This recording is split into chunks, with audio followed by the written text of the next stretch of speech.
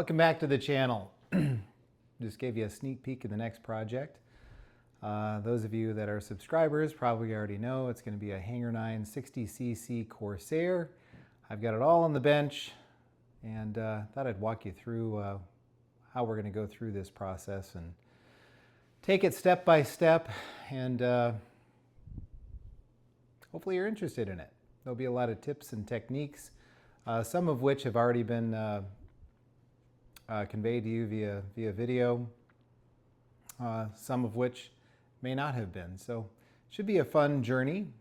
So without further ado, I'd like to show you all the product components and talk about what I'm going to be putting in the airplane, any special enhancements that I intend to do, and just kind of go through things through that path. So join me as I take you along.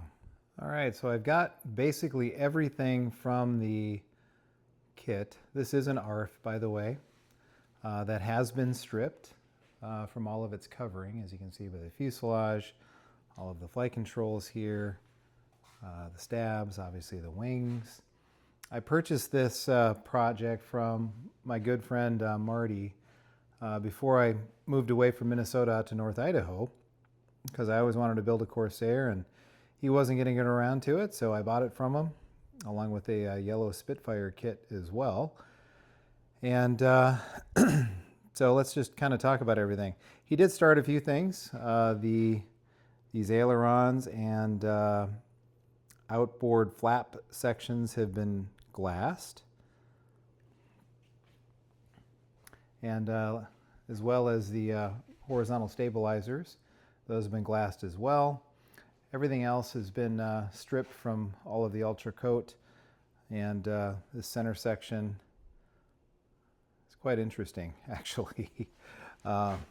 Really a beautiful looking subject. As you can see here, very heavy duty. I mean, this thing probably weighs, I don't know, probably at least 3 pounds.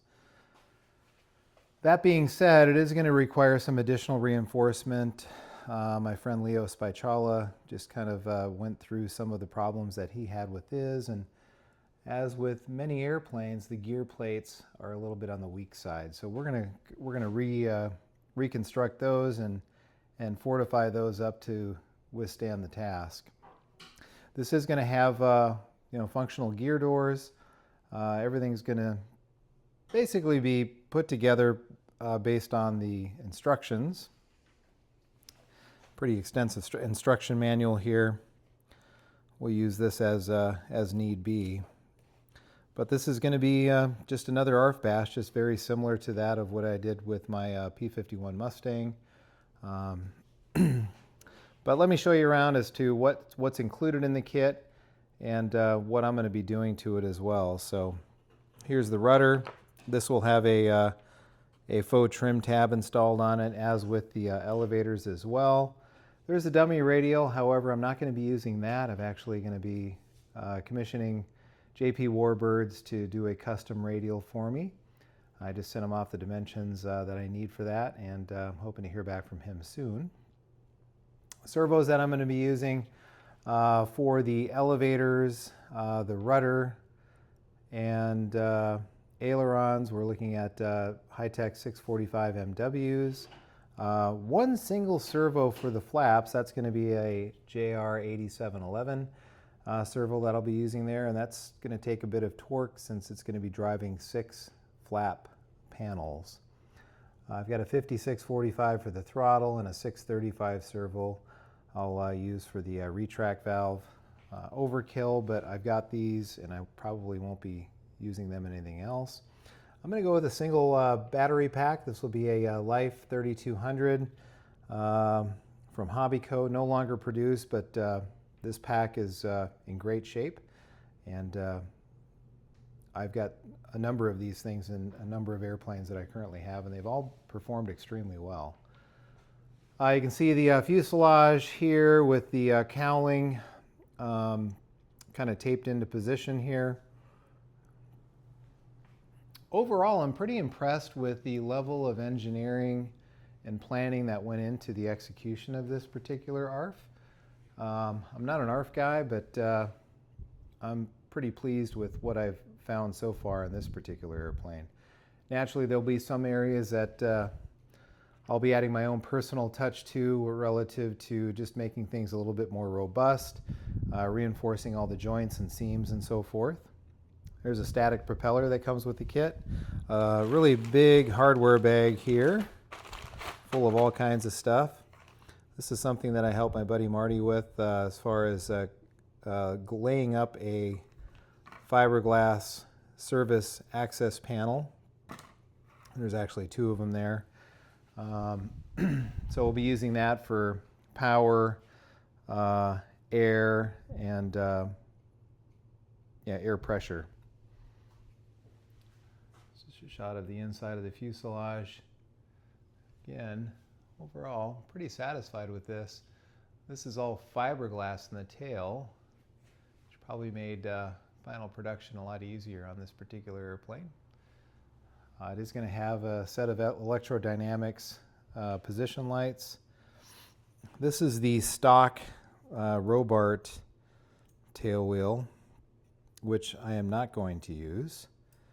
It's actually broken, you can see down here. But what came with this purchase is also one of Daryl's Sierra tail wheels, which I am going to use.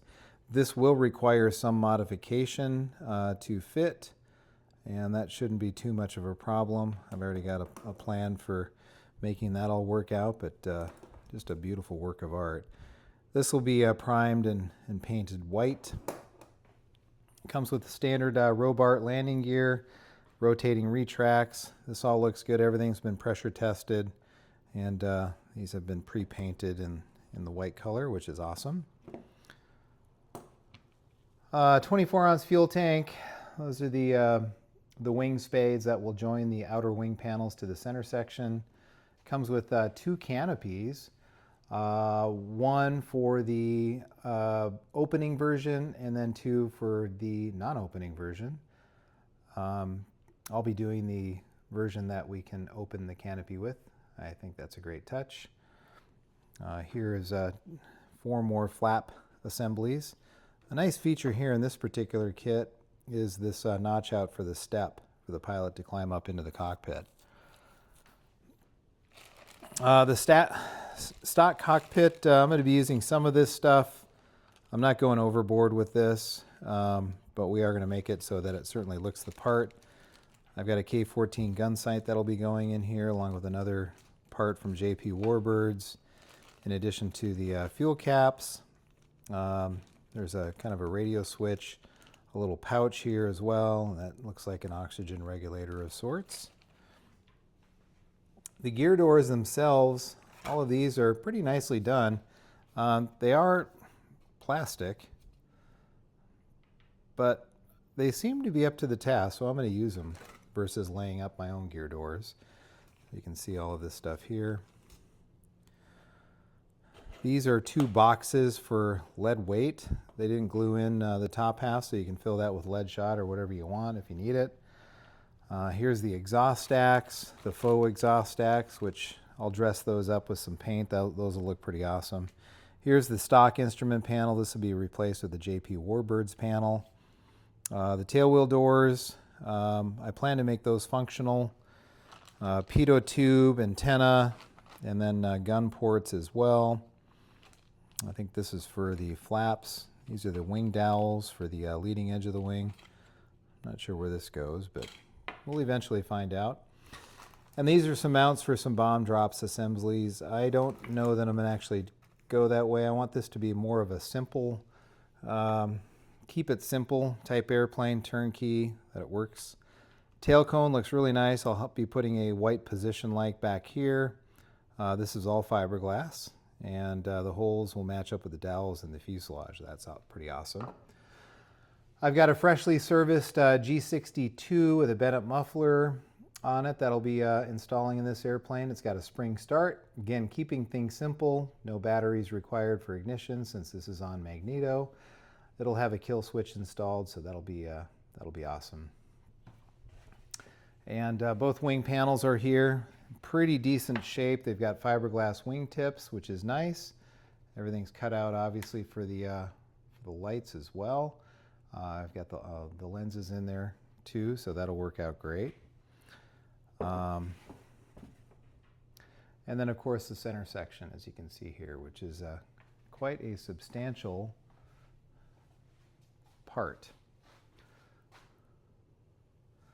It'll be pretty neat. I've already trial fitted the gear. They drop in nicely, so that shouldn't be an issue. I've got servos coming for the gear doors, some low profile wing servos. The flap servo is actually going to live right in this area with a part that's already been assembled for that particular servo, which is going to be an 8711. And that'll drive 2 push rods down here, which will actually drive the flaps on either side. So pretty good load on that particular servo, which is why with an 8711 that'll have over 400 ounces of torque. So I think we're in pretty good shape. The first video that I'm going to start off with, I'm going to start working on these outer wing panels first. And first and foremost, I'll have to sand things down, do a little bit of filling, and then cover these open bays with SolarTex fabric. We'll have about a good 1/2 to 3/4 inch margin all the way around. And then we'll be able to fiberglass over right up to, probably 1/4 inch from the perimeter of where the SolarTex is. I think that's going to work out pretty well. I know Greg Hahn did a video on his Corsair and how he did that, and I'll probably borrow some of his technique on that as well, but that's probably where we're going to get started. So time to clean off the bench, put away all the parts that I'm not going to be using, and we will go from there. Really appreciate you joining. This will be a multi-part video series since we're slowly but surely getting into the fall season. This should be a lot of fun, and this one should actually go together pretty quickly, so I'm looking forward to it. Thanks again for watching. Really appreciate it. And those that have you subscribed, I really appreciate that too. I'm up to like 811 subscribers. Never did I imagine I'd ever get there, but thanks to the interest from you out there, I really do appreciate it. It makes me want to keep providing more content. Callie, have anything to say? No. She's busy sewing something. Awesome. Anyway, away we go. Fasten your seatbelts. It might be a bumpy ride. We'll see. Hopefully not.